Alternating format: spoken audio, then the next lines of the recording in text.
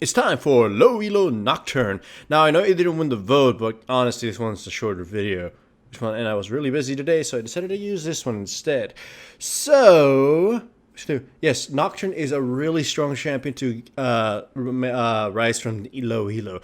But he does have some problems, and I'll go over them in a little bit. The way attack damage red, not attack damage red, attack speed red, attack speed quins, armor yellow, magic resistance blues, and 2190 masteries. So, why attack speed rather than attack damage? Both work, honestly. Both really work. But Nocturne does far better with attack speed, mostly because of his passive and the way his Q works. By the way, this gank here, I timed the flash so wrong. It's like first game of the day, but that was still just so terrible. Nonetheless, the way he works is you get a huge stir with your Q, and the more damage you do, the more times you get to attack somebody while that thing is up, the more power you'll have. By the way, here, Brand actually put down a ward in this tribush and didn't actually pay attention to it, so he still got ganked by Rammus.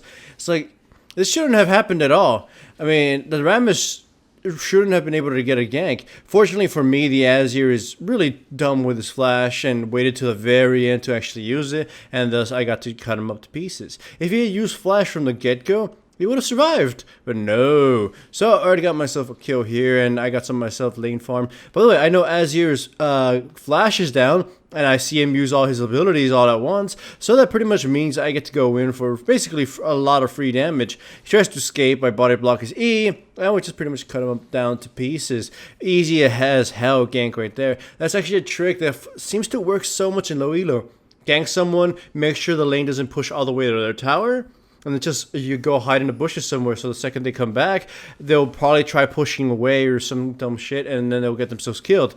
Here, Zed pretty much used all his spells, well, except his W, and got himself killed. I saw him like, I had no fear of him, countering me and trying to kill me. I asked my Akali teammate to come help me at Lizard, and we steal the red. Now here the Rammus is engaging us, which is just really dumb, and the Akali holds back a little. She should have just, used all her ultimate from the get-go and try to kill him. But because now we're sort of stuck in the middle of their jungle, like farther than we were supposed to. If she had just kind of killed him from the get-go, we might have had a better chance to escape. Fortunately for us, we killed 2 of theirs, but unfortunately 2 of us die, and our Caitlyn teammate didn't really show up in time, so that kind of sucks for us. But anyways, I'm building him with Spirit of the Lizard Elder and Blade of the Rune King next. I'm going for damage over anything else, really. Because if I can't kill... Yeah, Tank Nocturne does work, but in lower levels, if you can't kill anything, then you can't really rely on your teammates, then you're pretty much going to lose. So here I'm hoping to go with some damage and hopefully being able to execute somebody important, most notably the Ashe, before a fight gets rolling, and hopefully my teammates have the capacity to clean up. Fortunately for me, I'm getting pretty damn fed, and my Akali is also getting pretty big, so in coming team fights, I have faith that Zed and Ashe will be taken care of before anything significant happens. Here I use my ultimate because I wasn't sure if Akali had hers. Give me a second, I'm clearing my throat. I wasn't sure if Akali had hers, so whatever, make sure he's dead, right? Go in, just kind of scare Azir out. Doesn't really matter that I did this, really. So, anyways, what are Nocturne's biggest problems? He lacks disengage. That's probably the biggest one. So in lower levels, if you try to, make a play happen and your teammates sort of don't pick up on that, then the enemy team is going to punish you, and the whole game, which is, well, that whole fight at least, will look really sad. Nocturne's lack of disengage is a big issue, and though this is going to sound silly, in higher level games, using your ultimate, the darkness thing, can be a big weakness because it lets the enemy team know, oh, here comes Nocturne or something. In lower level, it can encourage your teammates to actually do something. It's like, here comes Nocturne, let's, try something, so they actually all just jump in.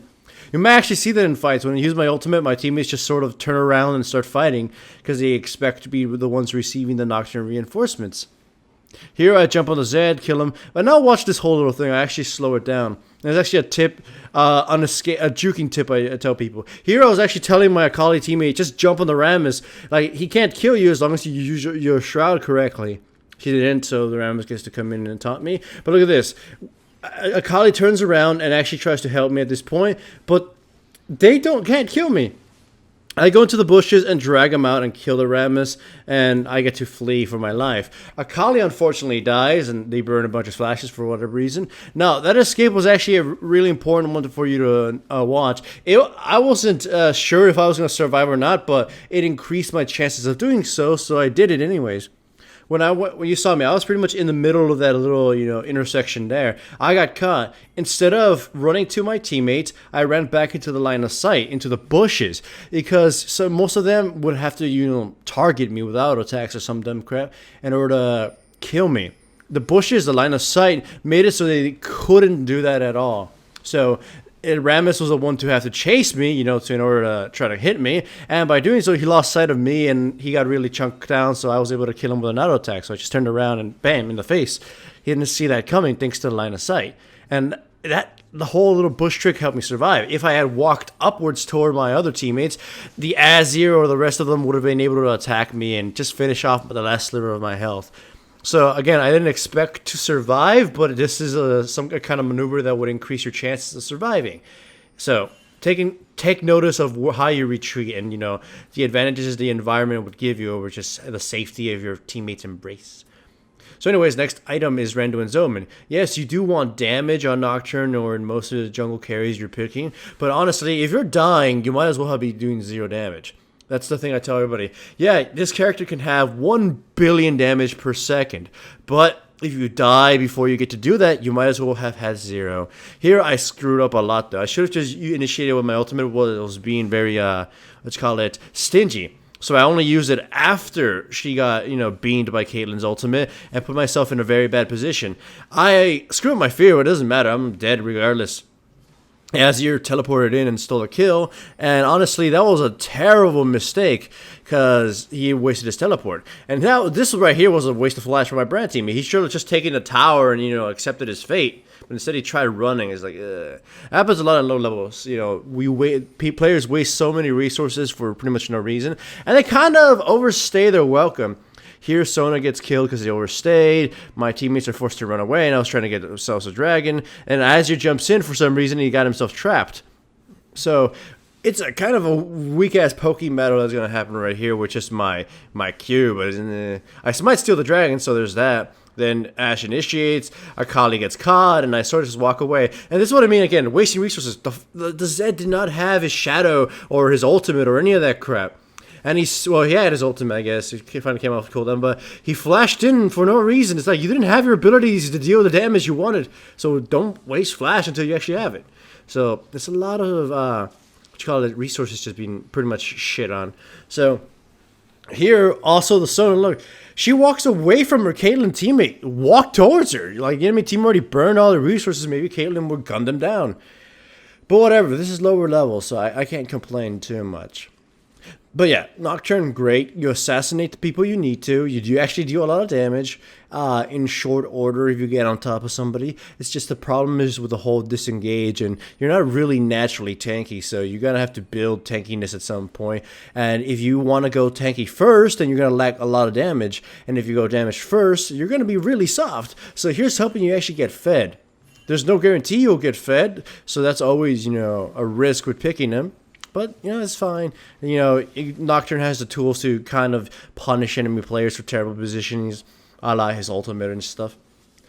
Alright, so, remember, I believe in the little list that I gave Nocturne an A as a pick for lower divisions. Because just like this, players get out of a terrible position, you just pretty much execute them. The Ashe, God knows what she was doing, and she just pretty much got executed right there. Though, in the same vein, the Caitlyn put herself in such a terrible position, she died. I turn around because, the enemy team can't 1v1 me at this point. So I killed the Azir since most of their resources are down. I have no idea whether Zed thought teleporting back in would have been, was a smart choice. And by the way, here's the fun part. Rammus comes in, and watch how I keep my distance, but I make sure to cast my fear. Because I have an AP teammate. We can kite him to oblivion, and my shield will keep me alive from his taunt. Here, I expected to actually die again, but fortunately, I was, kept up by the lifesteal of my item. Azir teleports in, tries to get a cheap kill, but it doesn't work out. Alright, so I hope you enjoy that. I only took shots at the Rammus when I knew he couldn't fight back. So that's a common thing you will see me do with Nocturne. It's going to sound funny. It's sort of like, a dog leash when you use fear. You leash them around and wait for them to get in a position in which they're at a disadvantage of, or, stay away from them before they can stab you. And then when they're feared, you take in some free hits, and you just kite them around in circles. I do that a lot to weaker champions or champions that I'm really scared of going in melee range of. And if I were to actually, get a free 3 hits or something, I would probably win the fight. I'll explain what I mean by that, but just watch this next fight. Akali jumps in and kills the Zed. Well, Zed kills her, and she kind of returns the favor. I jump in, kill the... that was hilarious, by the way. I almost killed the Azir, but his ultimate bounced me along so much. It was pretty funny to look at. Ashe gets herself killed, we get ourselves a tower, and we get ourselves this. I have no idea what Azir thought he was doing, but he jumps in and pretty much gets himself killed. He kills a Sona, whoop-de-dee, and then pretty much dies. Anyways, as I was saying with Nocturne, I'm sure you guys remember the whole premise behind ambush ganks, where you sit in a bush and try to get free hits from someone so you can win the fight. Let's say 2 of you. Like, each of you have 10 hits of a life, and each of you do 1 hit per second. So that means in 10 seconds, you'll kill the other person, right? Like, you each got to draw and kill each other. So how do you get an advantage of this? Try to find a way to get a free hit in before them. So if I were, with the whole leashing crap with the fear, just keep them at a distance so they don't auto-attack you. And the second they're feared, you go in and get 1 or 2 or even 3 if your attack speed permits you, free shots on the character. So using the same idea, you can start the slugfest after the fear is over, but he'll be at 7 and you'll be at 10. And even though you'll be at the end, you'll probably be at 3 or 2, you still would have won by then.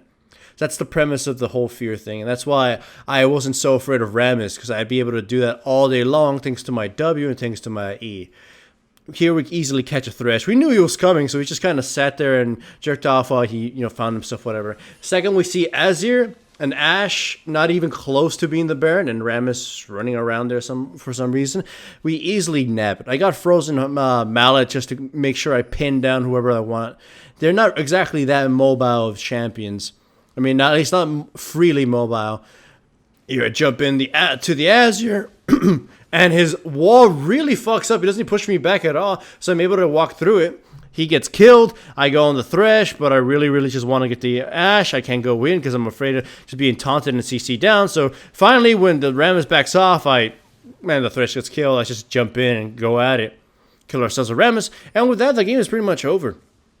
I know it wasn't as educational as most, but this game was really not that great of a lesson, per se. It was just more showing Nocturne being, well, a badass, right? So, anyways, hooray for Nocturne and his shadowy powers and such. He's all cool. I remember I gave him an A in terms of carrying lower division. It's just he has a few weaknesses with relying on teammates in a few things. So if you have problems trusting teammates, then he might not be the champion for you. He's amazing when you duo queue though.